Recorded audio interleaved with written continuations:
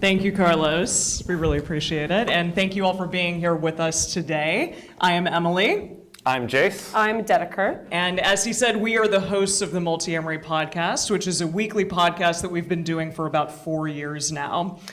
Today we're here to talk to you about the thing that our podcast continually comes back to, and that is non-monogamy and non-traditional relationships.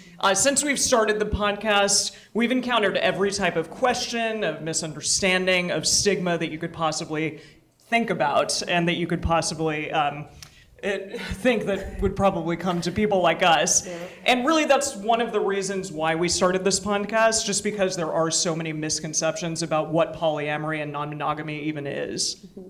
So the name of this talk today is Non-monogamy for Non-majors, which is a little bit weird, but we'll explain why. So my main form of work is I work as a certified relationship coach. I specialize in working with people who are connected to non-monogamy in some way, whether it's people who are trying to discover if it's right for them, if it's a couple who are trying to open up their relationship for the first time. I work with people kind of in a counseling therapeutic capacity.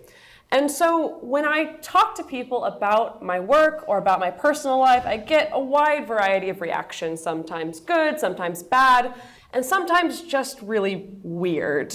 There was one time that I was working with this photographer on an unrelated job, and this was 2 or 3 years ago. I was in the middle of writing the manuscript for my book, and he starts asking about the book, and so I start describing what it's about polyamory and non-traditional sexuality and things like that, and all of a sudden, like, he cuts me off and he goes, "Oh, I can't hear this, la la la la la la la la la." And so of course I'm like, well, that was weird. And I asked him, like, why can't you hear about this? And I'll never forget what he said to me. He said, if I learn about this, I can never unlearn it. And that really struck me because I was like, wow. I realized, like, he's afraid that just by hearing about the concept, like, somehow it's gonna get on him and like maybe he's gonna be converted or something. It's like the non-monogamy toxic waste is gonna get on him and turn him into this like radioactive monster. And like, that sounds like a really weird reaction, and it is, but it's actually become surprisingly common for all three of us whenever we talk about the work that we do, that people feel like by having any contact with the subject whatsoever, they're gonna turn into radioactive monsters somehow. So today, our talk, Non-monogamy for the Non-major, or non-monster, if you will, is because we're here just to educate about what this is, what it actually looks like in real life, not to proselytize to you, not to tell you that any one way of doing relationships is better than any other way, but simply to dispel some of the myths. And in doing that, our hope is to make this company, this community, and our world a safer place for all sorts of people. Mm-hmm. So we're going to spend about half the time doing a sort of a presentation about that, and then the other half is for questions. We've had some that have been submitted already through the Dory for this event. You can also feel free to furiously do those right now if you want to remain anonymous in asking your questions. And then there's also the microphone over here for asking those later as well. Yeah, but before we do any of that, we want to get into the why. Why talk about non-monogamy at all? So when we started this podcast 4 years ago, my best friend was talking to me about it, and he was like, so I don't get it. Why do you need to talk about stuff that happens in the bedroom? Can't you just keep that in the bedroom like everybody else? And it's essentially like asking someone wearing a wedding ring, like, really, do you have to flaunt your sex in front of all of us? Like, can't you just keep that in the bedroom where it belongs? And really the truth is that all of these relationship styles really run the gamut from casual to lifelong commitments, and they are an integral part of many people's lives, just like any one significant other is a really vital part of someone's life. And it is important to talk about non-monogamy because it is prevalent. Yeah, it's surprisingly prevalent. So there was a study in 2016 in the Journal of Sex and Marital Therapy that found that within the US, 20% of the population has been involved in some kind of consensually open relationship at some point in their life. And the study defined a consensually open relationship as any relationship where both partners agree that they're allowed to have sexual or romantic relationships outside of that primary relationship. And that's, 20% boils down to about 1 in 5 people, which is quite a lot. And another study in the Journal of Psychology and Sexuality suggests that between 4 and 5% of Americans are currently in some kind of non-monogamous relationship. So that's about 16 million people just in the US. And just to put that in perspective, because that doesn't sound like maybe that many people, but 6% of the American population is vegan. I'm vegan. Thank you, Google, for giving me vegan food today. I really appreciate it. I'm also polyamorous, so I'm extra special. But probably most of you know someone who identifies as vegan. And it doesn't really seem that rare, does it? So the thing is that, in the work that we do, we've come across people in all lines of work, from all walks of life, who identify as non-monogamous. The people who are non-monogamous and polyamorous, it's not just your burlesque dancer cousin who goes to Burning Man every year. It's everyone. It's your Uber driver. It's your kid's teacher. It's your therapist. It's your lawyer. It's your doctor. It's all kinds, all walks of life, like I said. Maybe the person sitting next to you. Again, 20%, even 5%, that's still a huge chunk of the population. And yet, despite the fact that this is so prevalent, there is a fundamental lack of education and awareness about non-monogamy, which, as we've seen with other sorts of fringe groups or marginalized groups, that this leads to fear.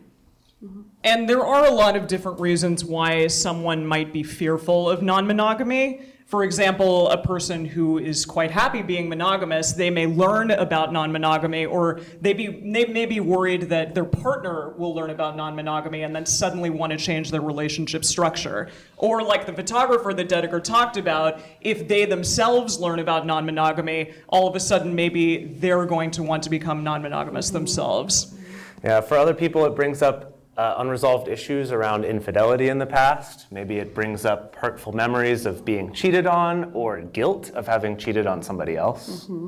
And the other part of this fearful response is often it's just the product of growing up in an extremely sex-negative culture like American culture is. And it's this ingrained sex negativity that teaches us that any kind of sex or any kind of romance that doesn't happen within the context of a heterosexual marriage that's for the purpose of procreation, we treat all that kind of sex that falls outside of that bubble as being wrong, as being dangerous, as being dirty, as being something that we should be afraid of and that we should shun and try to avoid. So the thing is that this fear leads to a whole cornucopia of misunderstandings. Yes. So when people talk about their non-monogamous relationships, they come up against all sorts of misunderstandings and misconceptions about what it is. And they can range from the somewhat aggressive, like, or accusatory of, does that mean you're a sex addict? Or isn't this just a different form of cheating? Or to even seemingly good-natured pitying of, that's awful. Is your husband making you do that? Or, well, I hope someday you find someone who actually loves you. It's rough. Yes. And that this fear and fear and misunderstanding combined with each other is what creates stigma. So there was a study performed at the University of Michigan specifically on trying to figure out how stigma affects non-monogamous relationships or people in non-monogamous relationships. And so the interesting thing is they found in this study that generally non-monogamous and polyamorous relationships are perceived negatively by the general population. But it's not just that they're perceived to be less moral or less ethical or less committed or less romantic. This negative perception bled into other completely arbitrary areas of life. Yeah, for example, the participants in the study thought that people who were non-monogamous were less likely to take a daily multivitamin than people who were monogamous. It's true. They were also thought they were less likely to floss their teeth every day, walk their dog every day, or get their taxes filed on time. Yeah. And so, that sounds ridiculous, right? But the thing is that perception still has an impact. Because the thing is that the fear, the misunderstanding, the stigma, these things all compound. They add on top of each other, and they add up to real-world consequences. So, it's funny to think about the fact that you might perceive someone's less likely to take a multivitamin or less likely to walk their dog or floss their teeth. That's funny. But if we're living in a world where stigma towards non-traditional relationships is so deeply ingrained that we think that it affects whether or not someone can get their taxes done on time, how comfortable is your accountant going to be to talk about her own non-monogamous relationship? Like, these things result in actual impact. And it's not only that, but this bleeds over into other things such as child custody. This is something that tends to come up a lot. There's not a lot of formal statistics on it because most of these cases end up settled out of court. But non-monogamy or polyamory can be used against people in custody battles, often by family members, like their own parents trying to take their kids away from them. And that judges, without this knowledge and having that stigma in their heads of, well, they're less likely to walk their dogs, they have no moral fabric, yeah, they're probably not a good person to raise a child either. Mm-hmm. And there's also zero workplace protections. If your boss finds out you're non-monogamous, there's no legal ramifications for them firing you. And also, it's very difficult for us to access things like poly-friendly counseling, poly-friendly therapists, legal services, and it also makes it more difficult for things like adoption or parenting rights. Mm-hmm. Yeah, especially like in those child custody cases, like finding a lawyer who understands the situation of the parents, who maybe is in an open marriage. On the coast, like maybe in California, a little bit easier, but not so much in the middle of the country. And the thing is that, of course, with all of these real-world consequences, these get amplified depending on intersection of identity. So for instance, someone who is married or unmarried, someone who's uneducated, someone who's poor, someone who's a person of color, who's already dealing with real-world consequences from stigma, adding these on top of it just kind of adds more to that complexity and that difficulty. So now we're going to move on to talk about some myths versus reality. So that's the thing, is like that toxic combination that we saw of the fear plus the misunderstanding plus the stigma, we've already seen how that toxic combination affects other marginalized communities. We've seen how that affects the trans community, the gay community, immigrants, things like that.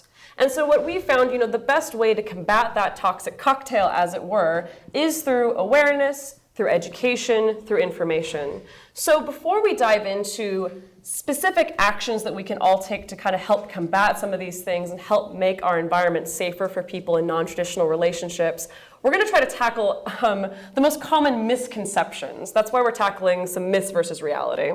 All right, so the first one is that it's all about sex. Like I said, the question of, does that mean you're a sex addict? Or, well, it's unsafe. You're going to have sex in front of children or something. That's why we need to take them away from you. The why talk about this if it's just something that happens in the bedroom? And this has become also so prevalent because of the way the media likes to talk about it, because it excites us. We see this picture. This is like the iconic picture of a polyamorous or open relationship. It seems to imply that we're all naked or at least barefooted in bed all the time. How dare we? It's like seriously, every single article about non-monogamy, you'll this find picture. that stock image is always the feet. Yeah. But in reality, there's actually a variety of motivations why someone would want to be in a non-monogamous relationship. And obviously, there's no doubt that sex can be a really important part of a relationship. But honestly, just like any type of romance, sex may or may not be included in that relationship. And there are many asexual people who identify as polyamorous, and sex may not be a part of the equation for them at all. Mm-hmm. And also, just like monogamous people, individual preferences and amount of sex can vary from person to person and relationship to relationship. Right. So the next myth that we're going to tackle is the myth that non-monogamous relationships are unethical or that they are coercive. So we do need to tackle the question of ethics, because what often happens is we get questions like, well, isn't that just cheating on your partner? Aren't you just giving your partner a hall pass to cheat on you?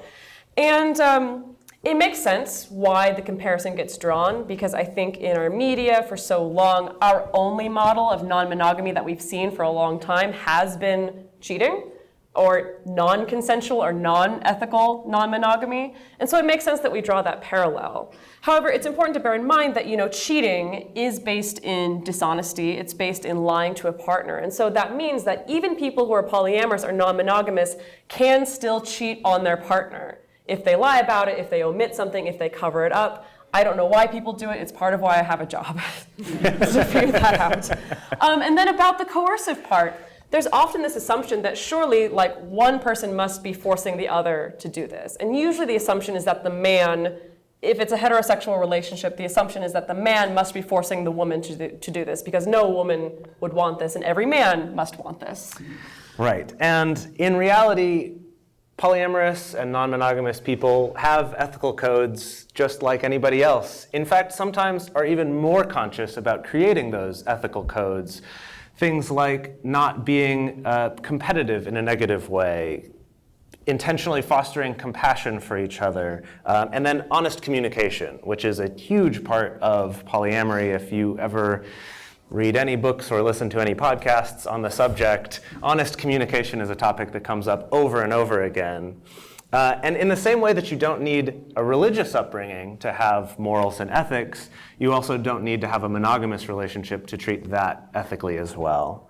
And then for the subject of coercion, this one's actually interesting because it surprises a lot of people, and that's that statistically, in heterosexual couples, women are actually more likely to be the ones who suggest an open relationship or a non-monogamous relationship than men are. Mm-hmm. Yeah.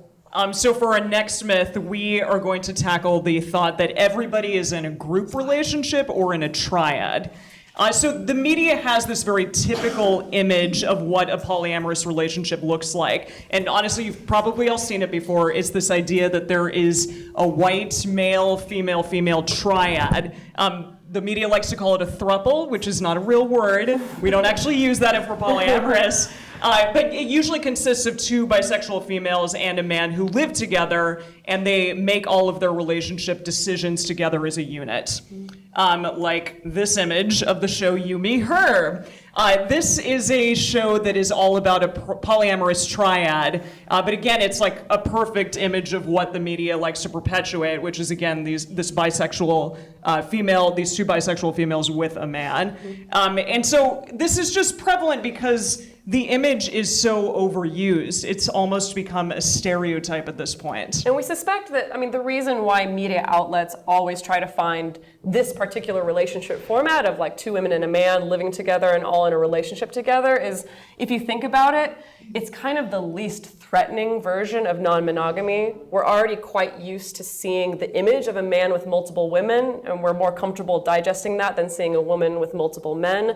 On top of the fact that we're quite used to seeing bisexual women, especially for male pleasure, more so than seeing bisexual men involved with a woman. And so it makes sense why the media always tries to find this particular grouping.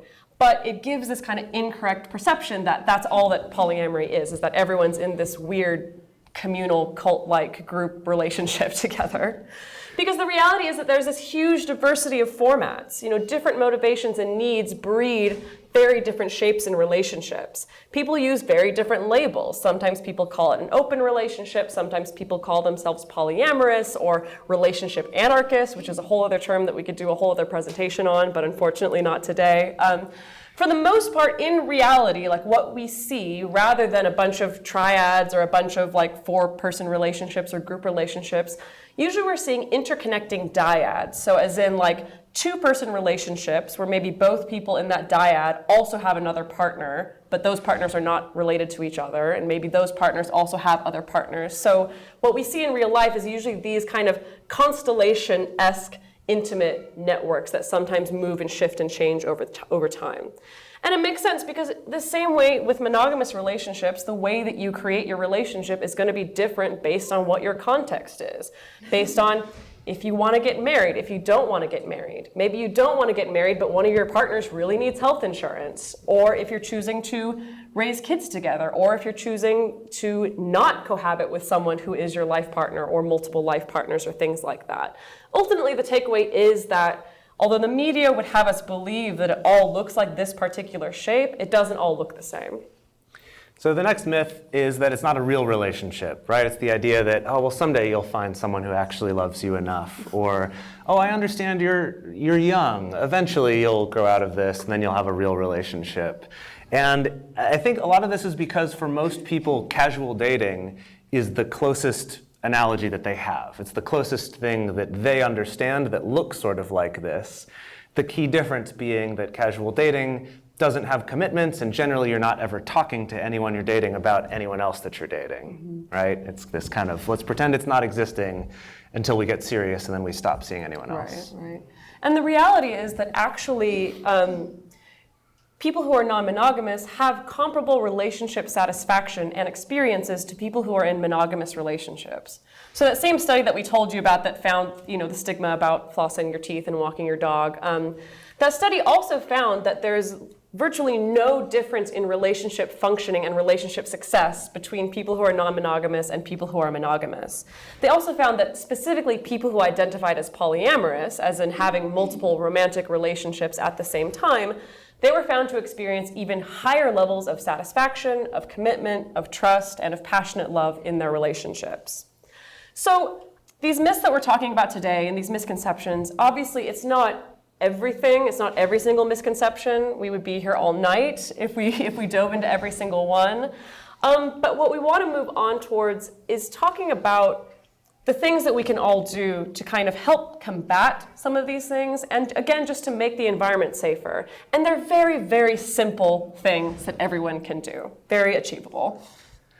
Yeah, go for it. Yes, if you don't practice or identify with non-monogamy, and then somebody comes to you and tells you that they're opening the relationship up, the first thing that you can do is don't freak out. So if a friend tells you that they're polyamorous, they're most likely not coming on to you. They're not trying to steal their husband. It probably has nothing to do with you at all. So don't freak out. Play it cool, man. Seriously.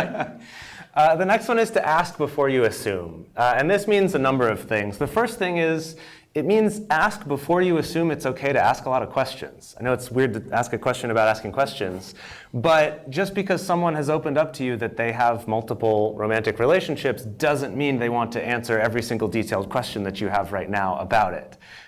Or at least maybe not right now at work. Maybe they want to talk about that another time. Let's go out for drinks sometime and you can ask it. But just ask before you launch into those questions. And then the second thing is to ask what are the labels or the terms that they like to use so that you can use the correct ones when talking to them. For example, if I tell someone that I'm polyamorous and then they say, oh, this is my friend who's polygamous, I'm like, whoa, like those are not the same thing. Please don't use that word to describe me. That happens all the time, that people interchange those terms. Yeah, but with anything else, someone might be in an open relationship and not want to be referred to as polyamorous, or they might prefer that their partners are called, life partners and not boyfriends or girlfriends, right? Just ask those questions of, how would you like me to refer to this when I'm talking to you or about you with other people? Mm-hmm. And the other important thing to do is to give acknowledgement. And this can look a number of different ways. One way that you can do this is to just ask someone about their other partners. Bear in mind that maybe the partner that you've always seen come to work events, or the partner that this person lives with or is raising children with, it may not be their only partner. It may not even be the most important relationship to them. So just acknowledging that this person may have more than one important person in their life, even just by straight up asking, oh, how's your wife doing? How's your girlfriend doing? How's your boyfriend doing? Things like that. When most recently when I went to visit some family out in Boise, my aunt, who has been really resistant to this for a long time, for the first time ever, she did this. She asked, how's Jase doing, who's one of my partners, and also asked, how's Alex doing, my other partner? And it was so simple for her to do, so simple. And it just made me feel so much more relaxed and so excited and so validated that I got to just talk about the people in my life that I love to someone else in my family whom I love. So again, super simple thing. And another trick to this also in asking questions, it's probably best to avoid asking someone, well, how many partners do you have? It's a very common question. And the problem is that people define partners a little bit differently. Sometimes it gets a little bit sticky in the definition. So it's better just to ask, who are your partners? Who is important to you? Who are the people that you love in your life, or who are the people that are in your life that you feel like everyone needs to know about? Another way that acknowledgement can look is by extending an invite. And this means that if you're having an event that has a +1, maybe consider offering them a +2 so that somebody doesn't have to choose between which partner they have to bring. If for some reason your event's at capacity and you can't really have more than a +1, let the person that you're inviting be the person who decides who it is that they bring. It may not be the person that you're expecting, and that's okay. Don't freak out. And don't freak out. And another way that acknowledgement can look is just to take it seriously. And this can mean things like, don't immediately tell this person like, oh, this is just a phase, you're young, oh, you're going to find your soulmate someday, it's going to be okay. Don't offer your pity, don't offer to help them out with walking their dog or flossing their teeth or doing their taxes. They're probably going to be okay without it. And lastly, avoid therapy sessions. And what we mean by this is if somebody comes to you who's non-monogamous and starts talking to you about maybe issues that they have in their relationship, don't try to be their therapist. Don't tell them like, oh, well, clearly it's your non-monogamy that's the problem here. And then on the flip side, don't make them the therapist. Don't tell them about all of the sex that you've been having with this other person, or talking about the threesome that you had with your husband 6 years ago and how difficult it was for you. Don't make them your therapist, and also don't be their therapist. All right, so next is if you do practice non-monogamy or you identify as non-monogamous, what can you do to help make this world a safer place? And the first thing is to come out. Now, this one, a lot of people go, huh, I'm freaking out about that. And the thing is that with this, just like with homosexuality, the more people come out and the more people who are willing and feel safe enough to speak about it publicly, if you're privileged to be in a position where you are safe to do that with minimal consequences, the more people that do that, the safer it becomes for everybody, because it's been shown in several studies that simply knowing someone who is in a marginalized group, whether it's gay, whether it's trans, that simply knowing someone or even knowing someone who personally knows someone makes you more likely to vote favorably to protect that group. It makes you less likely to discriminate against that group. Mm-hmm. So the other thing that you can do is you can find support. Because, we all get it. Like, anytime you're trying to do something that goes against the grain of social norms, it can be very alienating. It can be very isolating. But the thing is that you don't have to be alone. You can find support in the form of meetup or discussion groups. If you Google it, you will find it, especially here in Seattle. There's plenty of meetup and discussion groups. Also recommend finding professional support. So there is definitely a lack of therapists and counselors and other professionals who are friendly to non-monogamous lifestyles, but it doesn't mean they don't exist at all. Fortunately, the supply is slowly starting to catch up to the demand that's there. There's a lot of great resources and directories for finding this. There's the Kink-Aware Professionals directory. There's the Poly-Friendly Professionals directory for finding people who are either in your area or willing to work remotely with you who, again, if it is an actual therapy session, are not going to immediately go to your relationship choices as the source of your problems, but kind of treat things a little bit more holistically. And then another thing that you can do is you can find community. And it doesn't have to be necessarily a community that's based on non-monogamy or based on a particular relationship style. It could be a particularly supportive work community where you feel safe, you feel like you can be out, you can talk about what's going on in your life. You're not having to do the mental gymnastics of figuring out who have I told what, who has met which partner, who can never meet this other partner, things like that. The next thing that you can do is be respectful. And what I mean by that is be respectful of other people's relationship structures. So don't trash monogamy if you are non-monogamous. You're not more enlightened than anyone else is. We're all just trying to figure it out. So be respectful and be kind to a relationship structure that's different than yours. So what the big takeaway here is just make it safe to be honest. Make yourself a person who is safe for other people to be honest with you. And it's actually a relatively simple thing to do. It just means if someone opens up to you about their relationship and maybe that's something that you would never do in your life and you have no interest in whatsoever, that's fine. You just don't got to say it to their face. You can save the big reactions. And it can also mean speaking up if you hear someone else trashing on someone else for their non-monogamous relationship. It's really relatively simple, and it starts on the individual level to change a culture, whether it's a workplace culture or the culture at large, of just making it safe for people to be honest and to be their true selves. So right now, we're going to move into questions. We have gotten a number of questions that have been submitted through the Dory, but before we dive into that, if there's anyone who wants to ask questions on the mic, we can definitely go into that now. Yeah, go ahead. Hi, my name is Garrett, and I'm curious in hearing more about the currently in society, especially in this country, it seems like a lot of our legal framework is set up for a relationship with two people.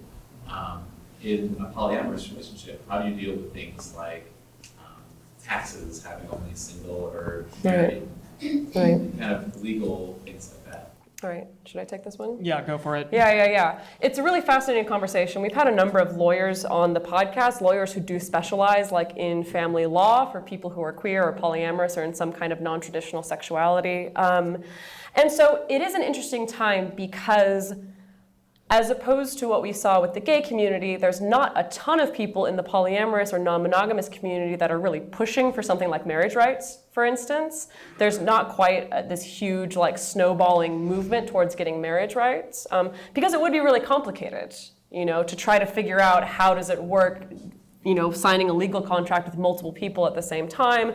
Do you have overlapping dyadic legal contracts, things like that? What I think as far as the legal side of things goes, is really going to be the thing that is the talking point for non-monogamous relationships is more about child custody. And that's where we're actually seeing some progress, that there's already been some precedent set of people granting parenting rights to more than two parents, to three parents. We've had a couple precedents of that. The other thing is that there's actually a lot of people in the non-monogamous community that rather than pushing for marriage rights, they're pushing more for increasing the rights of single people, so that we don't have this whole big bundle of rights that are only reserved for one particular relationship type, that instead making those rights more accessible to everyone. So that's kind of what we're seeing. As far as like specifically about marriage rights, I don't think we're going to see that really take off anytime soon because of the fact that again, it's complicated and there's not a lot of people who specifically want marriage. But some people do things like create LLCs. Yeah. In order to, combine assets. But other other than that, people who, especially people who want to raise a child together and have that be protected. People in making subchapter S corporations for years, creating LLCs for years, just kind of using the legal tools at their disposal to protect themselves in the ways that they want to. Because the truth of the matter is that marriage is a legal tool.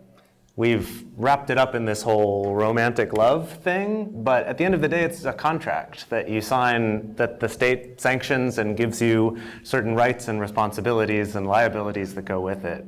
So in thinking of it that way, while there are many things you can't get any other way than getting married, using the corporate structure in our country is sort of the next best thing that we can do. Yeah. Thank you so much. Thank you. Since you say there's about maybe 20% of people who have been through some non-monogamy. Do you ever find trouble finding other people who feel the same way? Do we find trouble meeting other non-monogamous people? Right. Yes. Well, yes. The thing to bear in mind is that the internet really revolutionized that for a lot of people. Definitely in the 90s is when we started seeing an actual resurgence of actual communities coming together of people who identified as polyamorous or non-monogamous because people could find each other for the first time in a long time. And so it kind of depends based on location. The West Coast tends to have pretty robust non-monogamous communities, and so people have a relatively easy-ish time finding partners to date or friends or communities or things like that. Of course, definitely a lot harder in the Midwest, America, in the middle America for sure. But there's also a lot of online communities springing up as well for people to connect to each other. And again, it's this kind of thing is that, like I was saying, 20% of the population, it's huge. And I mean, if we can have are there vegan-only dating sites? There must be. Oh yeah, I'm sure. If we can have Definitely. vegan-only dating sites. It's a hard line for some people. And vegans can find each other to date. Non-monogamous people can find each other to date as well. Thank you for your question. And we have some questions from the Dory, I believe. Yep, I'm going to go for them. So the first one is, what are your recommendations for relationships where only one partner is non-monogamous? Do you want to take that Emily, one? why don't you take that one? This one? Yeah. Weren't we just talking about this before? No, I had the next question. I can take it. Yeah, I can take it. Go for it. I Go can for take it. I can take it. Okay. There's kind of two, so I'll reiterate the question, and we get a version of this question a lot of what do you do if one person in the couple identifies as non-monogamous or wants to be non-monogamous and the other person doesn't. It's a relatively common situation that we see, especially in couples who maybe have been monogamous for a long time, and then one of them realizes, I think I want to try this, and this resonates with me, and the other person says, ooh, I don't know about that. So these kind of relationships, sometimes people call them mono-poly relationships or some kind of variant of that. We have seen them work, for sure. It requires a lot of compassion and a lot of communication and a lot of moving slow and a lot of negotiation and a lot of compromise. They can work. The other side of this, the other prong of this answer is reminding people that, let's say you meet someone, maybe you identify as non-monogamous and you meet someone that you really hit it off with, you really like them, but they want monogamy. If someone's perfect for you, except for the fact that they want monogamy and you want non-monogamy, that person isn't perfect for you. That's the other thing to bear in mind at the end of the day, which is not an answer that people like to hear. It's not. The other thing I did want to add about this is that polyamory and ethical non-monogamy is not defined by how many people you personally are dating right at this moment, but it's about what you expect from your partners. What are the things that you expect your partners to be able to do or to not do? So my argument for this actually is in that situation where one partner is polyamorous and the other is monogamous, that actually the monogamous partner is the polyamorous one if they're okay with having that relationship where their partner is able to see other people. Right, yeah. You have another question? Yeah. You're back. So I've seen a couple of documentaries about non-monogamous relationships, and they always take place in the UK. So my question is, is the UK We were thinking of the ones that took place in San Diego. Or is this just a documentary thing? Is the UK more friendly to these kind of things, or is it just a documentary thing? Is that what the question was? Yeah, basically. Honestly, I think this has more to do with the way that media gets created here versus in the UK. Because we actually just a few months ago were talking with a documentary crew from the BBC who was working on something, and they wanted more information from us. And they were even going to film it in California, or they were trying to decide if it was going to be California or Seattle or I think New York were the places they were considering. But it's still a British company because of the way that their public funding for documentaries and things like that goes. I think that might be part of why. But it's, I would say really, based on what we've seen, both the coasts here in the United States and Canada, as well as the UK, and even Germany and Scandinavia, all have very healthy polyamorous populations. Yeah, there was a Showtime show called Polyamory, Married and Dating that was set in, I guess, San Diego. Yeah. San Diego, yeah. So that's interesting. I didn't even know about the ones in the UK because that one is the one that I always think of. So you do have to bear in mind that in the States we have this, compared to the rest of the world, this very special cocktail of Puritanism that undercuts everything, and that still affects the media that does get produced and the stories that do get very told. Much, yeah. Although it is slowly changing. Thanks. Thank you. Thank you. What do you do when your partner is tired of processing, but you feel that you're not done yet and feel unsatisfied or hurt by dropping the conversation? So this is an interesting one because this happens to me a lot in my relationships. I have a partner who is very good about his boundary of I'm done talking about this, and I'm the one who keeps on wanting to go and finish it and figure out okay, I don't care if we talk all night. I want to continue to speak about this.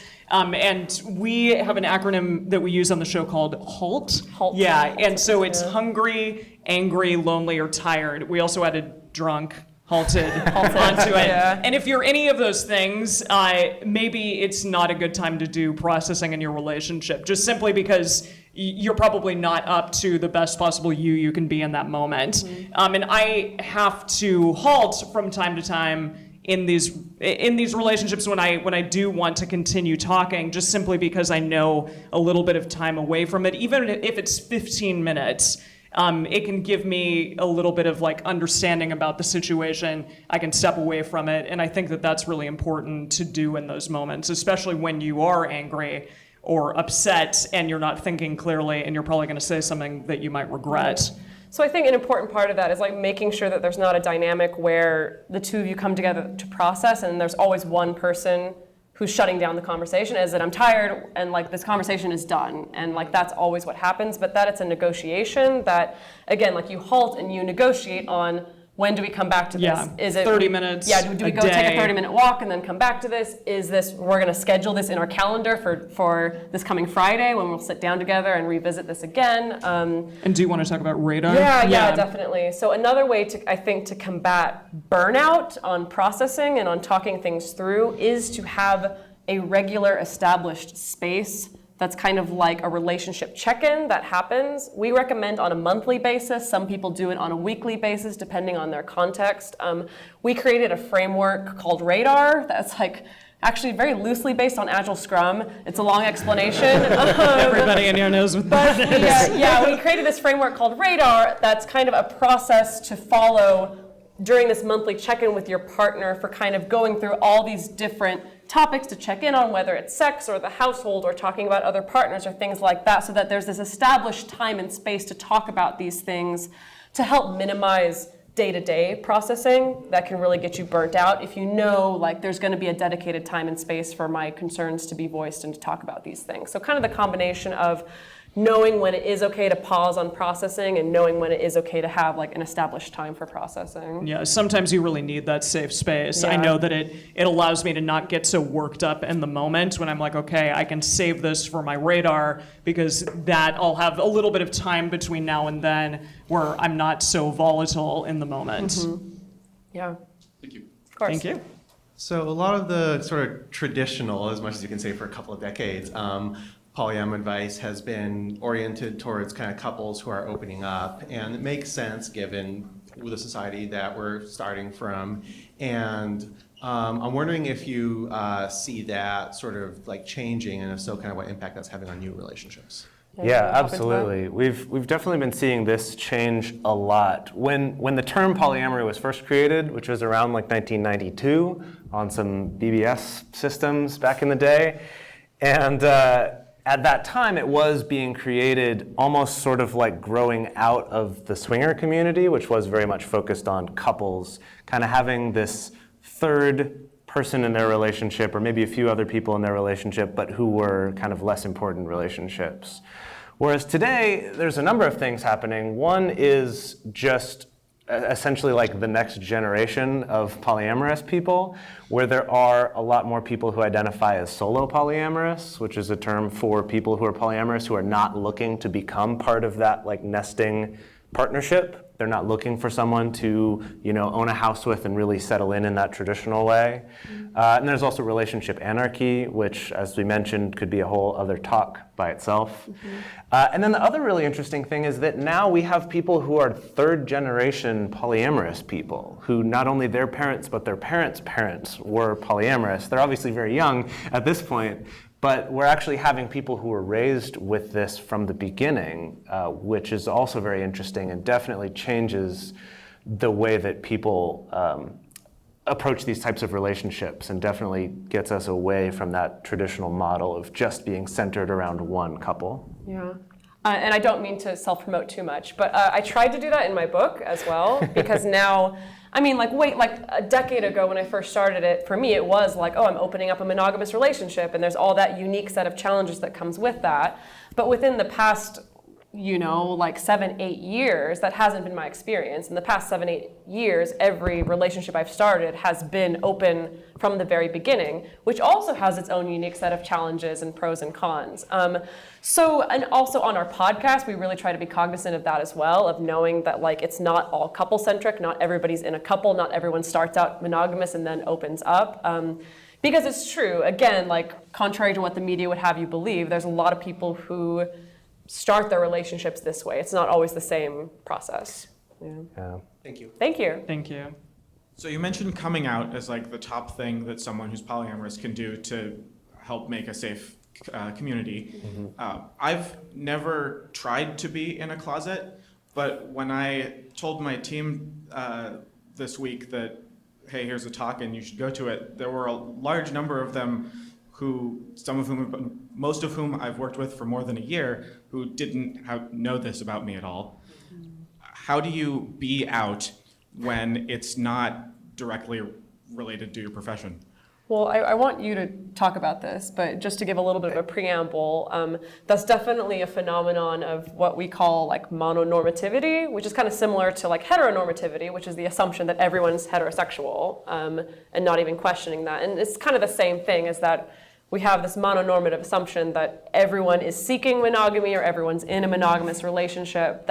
So that's the hard thing, is even if you're not actively trying to like lie or cover things up or be in a closet, that there's still this assumption that often gets placed upon people that you still have to blow combat. past them regardless. But I want you to share like your experience at work. So I worked for a visual effects company in Los Angeles, and there's a similar thing where I even have the podcast to be able to talk about while I'm there.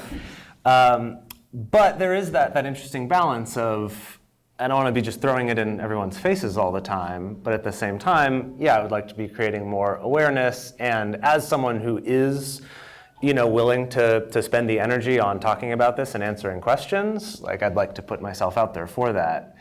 And what I've found is it's more just, as a polyamorous person on just a day-to-day level, it can be really easy to get into these habits of just kind of using vague language around your relationships of like, well, maybe I'll just say girlfriend, when really what I mean is partner, or really what I mean is this person I just started dating that you haven't heard about before, but you've already heard me call someone else girlfriend, and if I just say girlfriend, you're not going to ask me questions, and I can tell my story and not have to stop it to answer all your questions. But is essentially trying to pick the moments when you do have the time and the energy to have those conversations, and to just sort of work it into your story in the same way that if I have a male partner, rather than trying to avoid that fact, I would just say, oh, my boyfriend, or even just saying my partner will make people go, what do you mean by partner? Because we have that association with it. It's just like finding little ways to put that in the conversation, or something like, oh, I'm going on a first date tonight, I'm excited about it. When you're having that, like, what are you doing this weekend conversation, is finding those little ways to be just a little more conscious about that mononormative assumption that everyone's going to be coming at it with, to just make that little mention to make it clear what your relationships are like. That's something I found for me, but I agree. Like, I've definitely found that, especially as new people get hired, that conversation will come up and maybe someone else will mention it, and then the new person's like, wait, what? Whoa. So yeah, it is something that's kind of an ongoing process. Yeah. Thank you. I have one just for the sake of clarity. Could you clearly define the difference between polyamory and polygamy? Yes, yeah, 100%. Absolutely. And it just goes, really, it's quite simple. It goes down to just the roots of the word. So poly, meaning many, amory, meaning love. Polygamy, so gamy refers to spouse, so it specifically means many spouses. It's not gender specific. We have a term polygyny, which is having multiple female partners, or polyandry, which is multiple male partners. But culturally, when people use the word polygamy, the image that comes to mind is like bearded men named Ezekiel with child brides. Like, that's what we think of when we think polygamy. And so even though polygamy just means multiple spouses, we usually try to discourage people from using polyamory and polygamy interchangeably, just because of the fact that polygamy carries this like really charged image along with it. A very sexist and a very image. sexist and unhealthy image. Polyamory, you don't have to be married, whereas the assumption is in polygamy, that people are married, you aren't getting married, that there are multiple wives. Yeah, thank you. That's a great that's clarifying good. question. Yeah. Really quick, just the fact that we, over the course of running the podcast, over the course of myself, doing the work that I do, I've worked with people who are monogamous, who are swingers, who are polyamorous, who are relationship anarchists, and I think when we started the podcast, we kind of thought like, well, this is going to be like a special advice podcast with special advice for people in non-monogamous relationships. And now 4 years later, like, we're finding it's a lot of the same advice for every single type of relationship, that you need vulnerable, honest communication, that you need to choose to trust your partner rather than fear your partner, or that you need to take care of yourself, that you need to have boundaries, that applies across the board.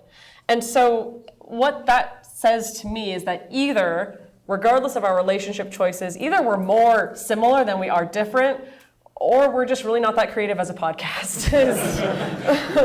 That's probably it. Yeah. If you want to find out about us a little bit more, we are at multiamory.com. You can find us on Twitter at Multiamory. If you have other questions, you can email us at info@multiamory.com. Also find our podcasts basically wherever fine podcasts are sold, Stitcher, iHeartRadio, iTunes, etc. Also Google Play. Yes, music. Google Play. Don't forget that one. Yes. We have a very old Google Plus page. I'm sorry. Oh God, about that. don't look at it, please, don't. But also, Dedeker Winston wrote the amazing book, The Smart Girl's Guide to Polyamory, which is for sale, and also she will autograph a copy if you want one today. Yes. So with that, Thank you, Thank Google. you, Google.